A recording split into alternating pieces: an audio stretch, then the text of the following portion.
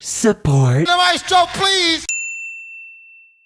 First record rundown post this year's Grammys, and honestly, there's not much going on, so be prepared to hear a lot about said Grammys. This'll be for the week of February 10th. 2024. On this day in music back in 1985, Like a Virgin, Madonna's second studio album, would get to #1 on the Billboard 200 and stay there for 3 weeks. It would go on to become one of the best-selling albums of all time, and getting the accolade for the first album to sell over 5 million copies by a female artist. It is one of the few certified diamond albums, recognized as one of the best-selling albums of all time, one of the most iconic pop albums of all time, so much so that the National Recording Registry by the Library of Congress would select it for preservation in the United States just last year.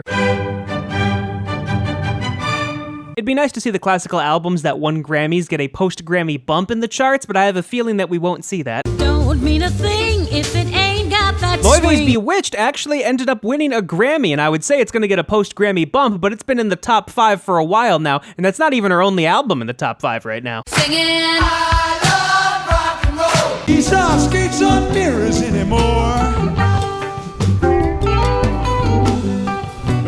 Volume 49, 2 full concerts on this one, April 27th and 28th, 1985 at the Frost Amphitheater in Stanford, California. But with this album specifically, the Grateful Dead has now broken the record for the most top 40 albums, this one being number 59, beating out the previous record holders who were tied, Frank Sinatra and Elvis Presley.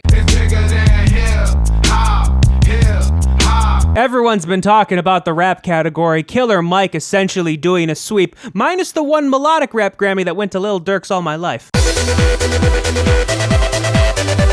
All the electronic and dance albums that won Grammys we've actually already gone over, so we'll see if Skrillex, Fred Again, and Kylie Minogue get post-Grammy bumps, but we won't talk about them because we already have. And now I need some help from the maestro, please! Baby, was it over then? And is it over now?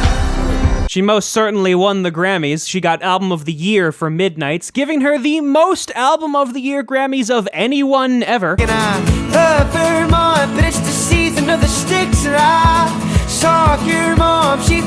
Was only nominated for Best New Artist, and that actually went to Victoria Monet. Sliming you out, sliming you out, sliming you out. Despite his nominations in every rap category, again, pretty much lost to Killer Mike every single time, except for the instance where he lost to Lil Durk. G-Block, all we know is red rum, red rum, red rum, red rum, red rum.